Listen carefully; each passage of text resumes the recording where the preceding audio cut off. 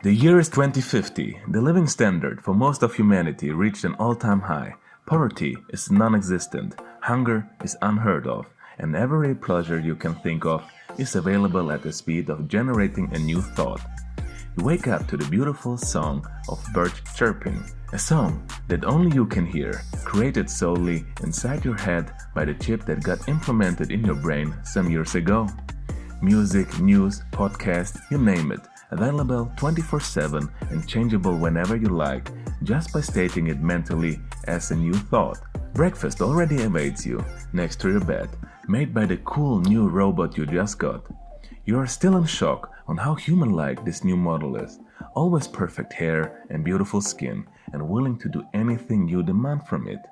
Life is just too good. Later in the day, and after spending hours in a virtual reality game, you start working towards one of your goals, which is to create something that doesn't already exist, and that is to write a poem. It's way harder than you imagined, while you remember how easy it was for you to write when you were a child. The next meal awaits you in 10 minutes though, so you decide to finish the poem the next day. After having sex with your cute little robot friend, you fall asleep, remembering how good of a life you have. You didn't even need to leave your flat for the duration of the entire day, and everything nature has to offer can easily be replicated by your modern technology anyway. This night, some problem occurred in your building, which led to a blackout for a couple of minutes. The hormones that normally get sprayed into your bedroom to make you sleep tighter suddenly stop working, and this new, odd feeling managed to wake you up. You open your eyes and a brief moment passes in which there is no stimulation whatsoever. No voices, only darkness, and all you feel is a deep existential dread that slowly creeps into you. You panic and start heaving your body off the bed, but the realization that you cannot do it comes quickly. The machinery that normally helps you move your massively obese body is still not activated. Wait, there still is one small thing inside your head, and as you try to listen to it more carefully, you realize that somebody is screaming out of pain in the distance, weeping for help. You hear as the electric juice enters the building again and the hormones are again freely roaming the chamber of slumber. The short realization from this night that you were nothing more than a weak, caged laboratory rat, made to consume and unable to withstand the slightest of adversity, vanishes as you fall asleep seconds later. Who put you inside this cage? Have you ever heard this quote? All of humanity's problems stem from man's inability to sit quietly in a room. What makes it so freaking difficult to do just that to begin with? What is the ever-active motor that pushes you towards action at any given second of your life? Why can't you just sit still for a couple of minutes and even stop thinking and just be for a moment? The motor is called dopamine, a neurotransmitter inside your brain. Dopamine gets you out of bed. It is what motivates you, what makes you excited, and what gives you that feeling of wanting and longing in your life. There is just one problem to it. Dopamine wants always more, and our brain views and values everything not objectively, but relatively to the other options that are attainable at any given moment. It doesn't have context and will always choose the easiest way to get what it wants. In this case, a dopamine hit, or the behavior that elicits it. Consciously, we of course can create that context and try to argument logically with the deep longing inside of us, but this doesn't bear fruit often. Dopamine is no indicator of what will bring you satisfaction in life. It only knows what works and teaches you what those activities are. If your brain can have dopamine easily and fast, it will always opt for that option. This brings us to our modern world of short-term and instant gratification. Short-term pleasures will lead to a big temporary spike in dopamine, while long-term gratifications and pleasures slowly build up until they reach a sustainable high level. In other words, you are highly motivated to get that quick fix and less likely to work towards long-term goals. And there is a price to pay for that. porn instead of relationships, progressing in a video game instead of real life, junk food that makes you feel good in the moment instead of an athletic and healthy body, smoking pot and watching a series instead of meeting your friends and socializing. You're always chasing the next high, never at peace, and never allowing your natural tendency for a high baseline productivity and fulfillment to take its place. The examples are endless, and here is where this new trend called dopamine detoxing comes in handy. It promises you that by eliminating most instant gratification behaviors for a temporary amount of time, you will increase your motivation and fulfillment in life big time. There really is no scientific evidence that normal, everyday modern life causes an extreme dopamine saturation in our brains, and to be absolutely sure about it, we would have to conduct a study, or preferably a couple of studies, where we measure dopamine activity before, during, and after a dopamine detox. That being said, observationally, it seems to be working, and the definition of a normal modern life and what healthy amounts of, for example, phone usage per day is, tends to be calibrated upwards day by day. In the end, we shouldn't always rely on science anyway, so I just figured that I want to try dopamine detox on my own. What were the conclusions? This can literally change your life 180 degrees, or, if not done and used properly, make your life just a little worse than it already was before. Let me explain. If this technique is used intelligently and systematically, it can work wonders, but if it is used as just another way of escaping your life and the valuable things you should do, then it will have no results. What do I mean with that? The very act of a dopamine detox itself can become a dopamine releasing activity. Have you ever felt freaking pumped about a new idea that you couldn't wait to try out the next day? That's a lot of dopamine there, folks. The next day starts and you're absolutely ready to tackle it. You say, I am going to do this, and you choose the most extreme dopamine detox there is and wait for an unlimited motivation that should follow the next day. You do the whole detox. It sucked and felt amazing at the same time. And then, after some days, you look at your life and nothing has changed. When you say, this is what I will change or do, and then it didn't happen, it really affects your mental state. If I promise myself that tomorrow is going to be different and it rolls around, but I really didn't change anything, I'm lying and losing trust in myself.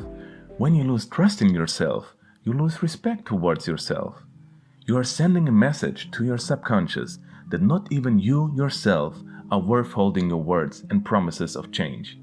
So, you just use the dopamine detox as another excuse, another escape to feel temporarily better about yourself. That is the big pitfall or trap regarding all self-help in general. It is the bright, shiny object that promises you success without a lot of effort. It's another way to escape. Life won't stop for you, and time is scarce. And in between the spikes of pleasure in your life, the ever-existing void and unfulfillment that you are so vehemently trying to hide will show its scary face, making you wake up dreaded one morning in your life about all the unexpressed potential in your life, which in the end turned into pain. How to get your life together. Our main goal when doing a dopamine detox is to cultivate a low dopamine lifestyle, or in other words, a life that mainly relies on slow rising dopamine levels and long-term pleasures, opposed to a high stimulation, low value behavior of modern day life. A great way of achieving this is not to abolish all such behaviors at once and punish yourself for a day or two, but to slowly and systematically change your habits. That being said, a hard dopamine reset can aid in giving you more motivation and create a momentum to start doing so. Here are the steps. Number 1. The dopamine detox, or the goal-choosing process. Have you ever seen how disciplined prisoners can be? Get rid of instant gratification behaviors, and all there is left to do is reading books and training your body. Same goes for your grandparents, who were able to read for hours without any distractions or phone notifications. There are many behaviors and substances that can elicit a high dopamine response without giving you much value, and many people like to choose extreme forms of a dopamine detox by eradicating literally all of it. Unfortunately, we tend to forget the human factor here, that we can't really have the luxury of living in a prison cell without any internet or TV, or being born in the 1950s, while having a childhood without phones. In most cases, radical and extreme solutions are bound to fail. So in my opinion, it is enough to stay clear of the, as I like to call it, Trinity of Dullness. Technology, including phones, video games, TV, porn usage, social media, you name it. Substances, all kinds of drugs, including weed, alcohol, caffeine. Food, including junk food, binge eating high-calorie foods, high in salt, sugar, and/or fats. Choose a time period of at least 3 days, maybe Friday till Sunday, and use this kind of dopamine detox to kickstart your journey. Go on a walk and think. Write down your emotions and thoughts. Listen to relaxing music and realize that not much stimulation is needed to be happy. Meditate and be mindful. Contemplate your life during the 3 detox days without all that escapism, and tell yourself honestly what you think about the life you're living.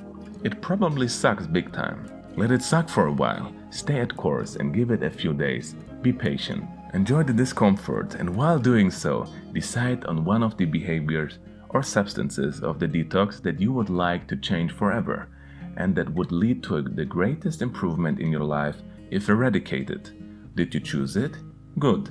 Next step. Number 2. Set your environment for success. The eradication process. Once you have decided on the habit you want to get rid of, it's time to change your environment. Make it less likely to activate or trigger any craving by eradicating any cues for certain activities. Use a porn blocker, have only healthy food at home, delete all unnecessary apps or even the whole account of a certain app. Get rid of push notifications, give away your last bottle of wine. Increase the activation energy needed for relapses. That means you want to increase the amount of friction between you and the bad habit. In other words, the amount of effort it takes you to do such activity, which will make you less likely to give in. This is best done while still in the detoxing period. You probably have too much time on your hands anyway. 3. Fill the newly created void or vacuum. The implementation process. Choose a new habit that serves you and which doesn't hijack your brain and takes control over the things you do in your life. Follow the 1-for-1 rule here. Eradicate only one habit at a time and only add one habit at a time. For example, don't overdo it and try to change everything at once. It will just lead to failure and to feeling more miserable than in the beginning. Add such baseline disciplines into your life, like sleep, nutrition, exercising, journaling, socializing, studying, baseline productivity, or specific goals and habits that resonate with you, like writing that damn book you always wanted to. To make it easier to stick to a new habit, try to sprinkle cues of it everywhere you go. If the goal, for example, is to read more, then put books in every room of your house.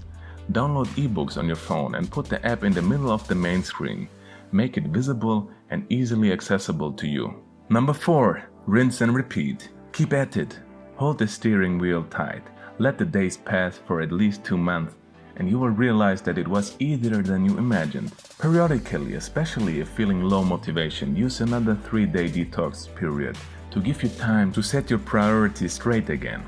Remember though, our goal is to cultivate a low dopamine lifestyle, and this will probably mean that you have to repeat this process a couple of times while getting rid of all those roller coaster ride-like behaviors of instant gratification and replacing them with truly fulfilling habits.